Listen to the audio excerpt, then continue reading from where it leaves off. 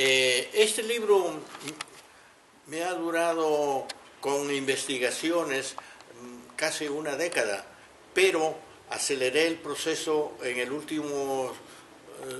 últimos 2 años en vista de que tenía interés en discutir algo que se había descuidado antes, y es el interés poético de Haya de la Torre, porque él escribió poemas y una obra teatral en defensa de César Vallejo, su gran amigo.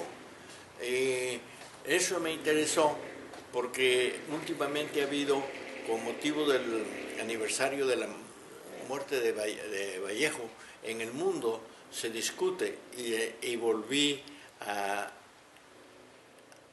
recoger mis apuntes y ponerlo en manuscrito, presentarlo a consideración de la editorial que ya me ha publicado algunas obras, de la Pontificia Universidad Católica del Perú, y así salió el libro este año y se presentó. El libro tiene en los antecedentes, digamos, la biografía resumida de Haya de la Torre, ¿no? Sí, una biografía centrada en su interés en las bellas artes. Es decir, se hace una historia desde su niñez hasta que ingresa en la política, que es la que lo desvía. Pero con el tiempo él continuó interesándose, por ejemplo, en la literatura. Tan es así que la hija de Ricardo Palma, no sé si usted sabe, menciona y elogia, porque él presentó su tesis en la Universidad de San Marcos sobre las artes, pero fue rechazada y se desvió. Ya cuando fue exiliado, ingresó más a la política. Su interés en la unificación de la América Latina, o Indoamérica como él la llamaba, tomó más su tiempo, y se quedó como una especie de frustración. Sí. ¿Cuán cercana llegó a ser la amistad entre Vallejo y Haya de la Torre? Muy cercana. Ellos pertenecían al grupo intelectual de Trujillo, que después tomó el nombre de Grupo Norte. César Vallejo, se conocieron en la universidad, y en la Universidad de Trujillo establecieron la amistad. Después, como sabemos, los dos salieron exiliados y se encontraron y se vieron muchas veces en Europa. Y los dos, no sé si usted sabe, él firma. Muchos creen que el APRA se fundó en 1924 y no fue así. En 1924, lo que se presenta, esa foto de Haya de la Torre con la bandera, es el pabellón de Vasconcelos sobre América Latina, pero el APRA se funda en 1927 en París con César Vallejo. Y una serie de grupos, sobre todo cusqueños, los hermanos Rosas, y el gran inspirador, amigo y biógrafo de Haya de la Torre, mi gran amigo Felipe Cosío del Pomar. ¿Cuál podría decirse que es ¿cómo se llama?, el momento donde Haya de la Torre tiene su primer contacto, por ejemplo, con la música clásica, con la ópera, digamos? Sí. ¿Cuándo fue ese primer contacto? ¿Desde muy chico? Desde muy chico escuchaba la música, tocaba violín, y su madre lo acompañaba. Su madre también tenía interés en la música.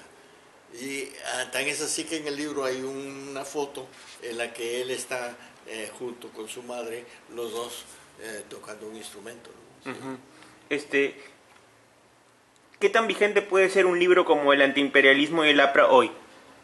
Bueno, la obra fundamental de Haya de la Torre, El antiimperialismo y el APRA, que en realidad se gestó en México en 1928, pero por razones más de política internacional, porque murió asesinado Mella en México. Él se abstuvo de presentarlo. Mella había sacado un libro que es El Arpa, es decir, jugando con la palabra APRA, pero había cierta amistad, eran muy amigos.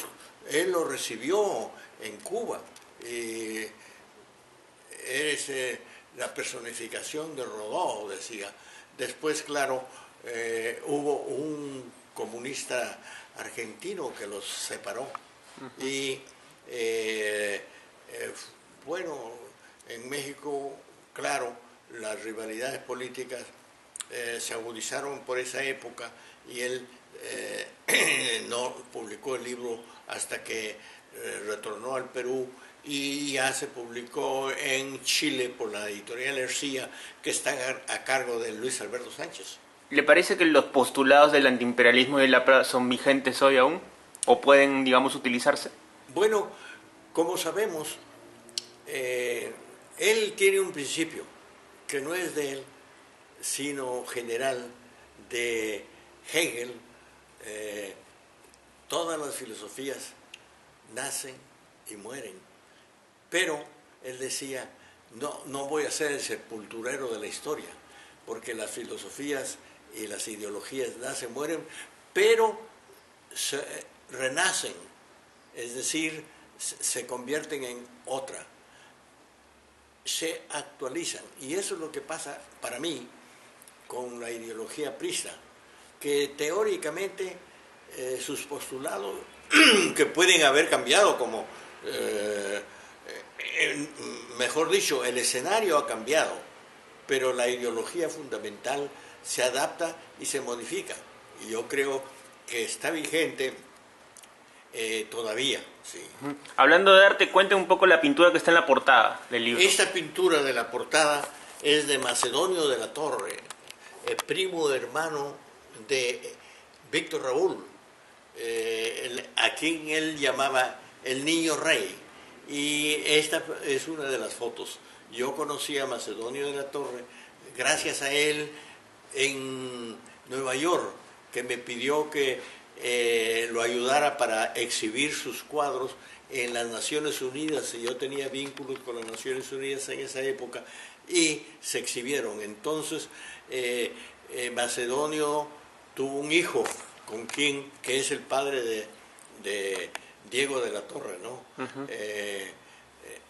Y él fue gran amigo mío, y entonces por la amistad me cedieron esa carátula para ponerla en el libro, que es de Macedonio de la Torre. Interesante. Sí.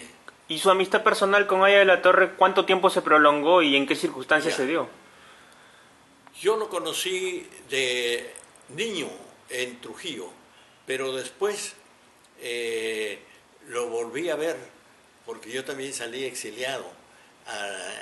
Lo vi en Estados Unidos y mucho conversamos y viajamos juntos en Europa, sobre todo en Italia.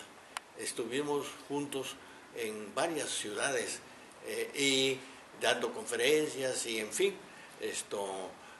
en el libro narro que las ideas se basan, mejor dicho, el texto se basa en conversaciones, en parte en conversaciones que tuve con él, y que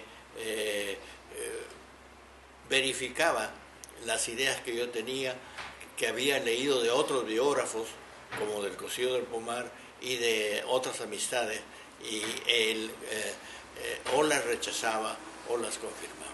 En el libro se menciona, digamos, la cercanía que tuvo o el acercamiento entre Aya de la Torre y Einstein, por ejemplo. Efectivamente. Existió, y hay una fotografía de los dos. Hay de los dos. Cuando estuvo exiliado en Berlín, él trabajó en el Instituto Latinoamericano, y allá, en una de esas noches, fue a escuchar a Einstein en un debate que tuvo con otro pensador, y se conocieron, y curiosamente se reconocieron porque los dos habían colaborado en un libro acerca de Román Roland. Así es, está dentro de eso. Está sí. en eso, y se lo hace recordar. Y después continuaron, él se interesó, y claro, tesis de espacio y tiempo histórico se basa en eso. Luego, yo fui testigo cuando estuvimos en Nueva York, en Princeton, y se reencontraron. Yo frecuentaba Princeton, donde conocí a algunas personalidades de acá desde entonces, y que lo ha mencionado el expresidente del Perú, Pepe Cano. Lo conocí en Princeton, sí.